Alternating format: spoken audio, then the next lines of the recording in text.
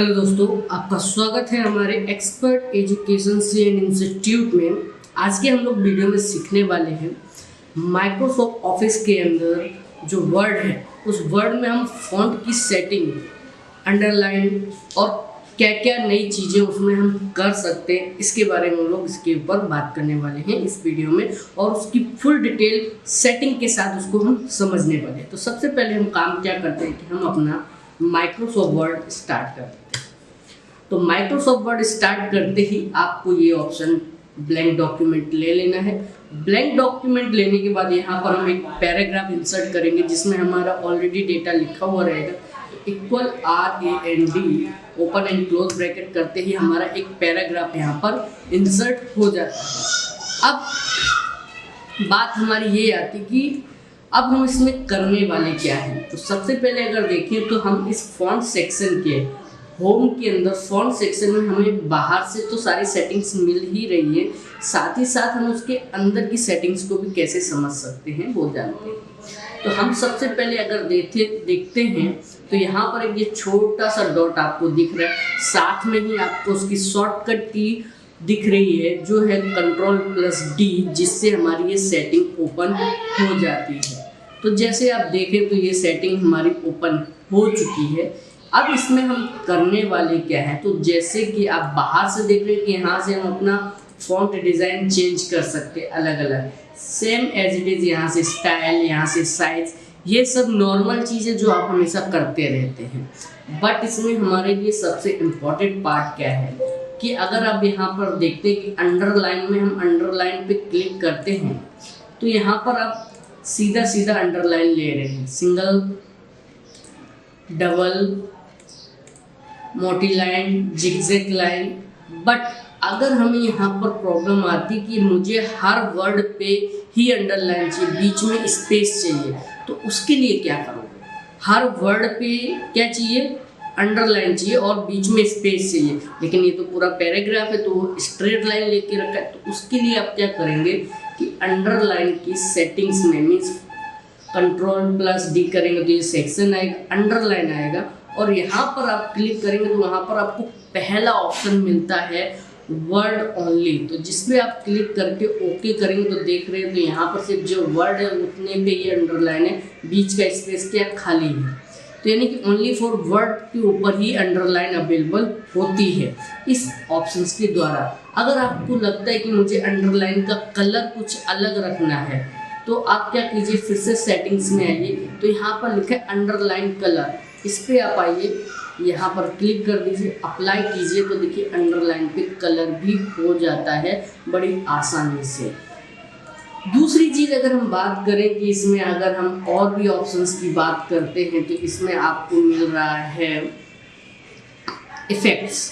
तो इफ़ेक्ट्स की अगर हम बात करते हैं तो इसमें स्ट्राइक थ्रू, जो ऑलरेडी हमें बाहर ऑप्शन देखने को मिलता है, डबल स्ट्राइक थ्रू, यानी कि बाहर जो हमें स्ट्राइक मिलता है उसमें हमें शब्द पे सिंगल लाइन ही मिलती है, जो हम उसमें सिंगल लाइन ही स्क्रैच करते हैं। बट अगर आपको डबल चाहिए होता है तो क्या करेंगे, तो आप सिंपल सेटिंग्स में आइए, यहाँ पे सिंगल को क्लोज कीजिए और डबल स्ट्राइक थ्रू पे क्लिक करके ओके कीजिए तो डबल लाइन स्ट्राइक थ्रू आ जाएगा। दूसरी बात अगर हम बात करते हैं कि अगर हमें वो चीज़ नहीं चाहिए, सुपरस्क्रिप्ट, सबस्क्रिप्ट, वो भी चीज़ आपको बाहर देखने को मिलती है। स्मॉल कैप्स का मतलब होता है सारे लेटर स्मॉल लेटर में हो जाए, मीन्स चेंज केस वाला। अगर आपने चेंज केस वाला मेरा वीडियो नहीं देखा है वो भी देखिए, उसकी भी लिंक आपको डिस्क्रिप्शन में मिल जाएगी। अब हम बात करते हैं ऑल कैप्स, यानी कि सारे के सारे लेटर कैपिटल लेटर में होगा। बट अगर आप यहाँ देख रहे हैं एक नया फीचर आपको यहाँ पे देखने को मिल रहा है, ये नई चीज़ क्या है, हिडन। हिडन का मतलब है कि यहाँ पर जो पैराग्राफ आपने सेलेक्ट किया है वो इस पेज में से हाइड हो जाता है। लेकिन अगर आप सोच रहे हैं कि मैंने हाइड किया और इस चीज़ को वापस लेके आ जाए, that is not a possible. तो उसको कैसे लेके आना होगा, क्योंकि आप सोचेंगे कि वापस वहाँ जाएंगे और ऑप्शन बंद करेंगे तो ऑलरेडी ये बंद ही है, तो हम लाएंगे कैसे। तो उसको लाने के लिए Ctrl+A क्लिक कीजिए, फिर यहाँ पर आइए और यहाँ पर इस ऑप्शन को बंद कीजिए और उसके बाद ओके करेंगे तो वो पैराग्राफ आपका वापस आ जाएगा। मीन्स हिडन ऑप्शन हम पैराग्राफ पर छुपा भी सकते हैं और उससे हम वापस ला भी सकते हैं। इस वीडियो को आप इसीलिए देखिए।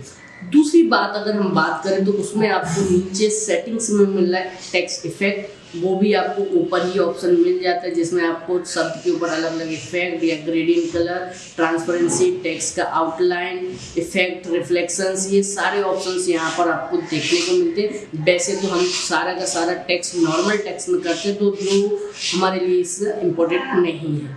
अब हम बात करते हैं एडवांस फीचर्स की। तो एडवांस फीचर्स में अगर हम देखें तो स्केल का मतलब होता है कि हमारी फ़ॉन्ट साइज़ क्या रहेगी, वो कितना स्ट्रिच होगा स्केल साइज में। तो वैसे तो नॉर्मली 100 है तो 100 ही रहेगा। अब यहाँ पर आ रहा है स्पेसिंग। तो स्पेसिंग किस चीज़ का? शब्द का स्पेसिंग। अब जैसे कि यहाँ नीचे एग्जाम्पल में प्रीवियस देख रहे होंगे जिसमें सैंपल लिखा है, तो अगर मैं उस शब्द को, वो नॉर्मल है, अगर उसको एक्सपेंड करता हूँ तो हर लेटर के बीच में क्या हो रहा है? साइज आ रहा है, मीन्स स्पेस आ रहा है। अगर उसको और भी आप बढ़ाना चाहते हैं तो आप इस नंबर को बढ़ाते जाइए, स्पेस बढ़ता जाएगा। ओके करेंगे तो हर लेटर में आपको एक स्पेस पॉइंट मिलेगा। इस टाइप के भी आपको टेक्स्ट बुक्स काफ़ी देखने को मिलेंगे कि ये किस तरीके से बनाया जा सकता है।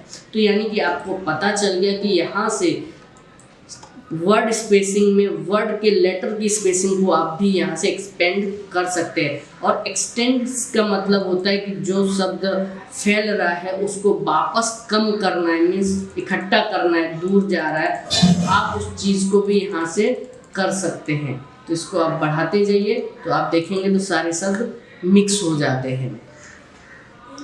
तीसरी बात अगर हम बात करें कि इसमें आपका आ रहा है पोजीशन। पोजीशन में क्या है कि इसमें है राइज्ड में क्या होगा कि आप शब्द को ऊपर की ओर कितना इंक्रीज कर रहे हैं, वो चीज़ यहाँ पर देखने को मिल रहा है एक शब्द से दूसरे बीच के इंक्रीजिंग में।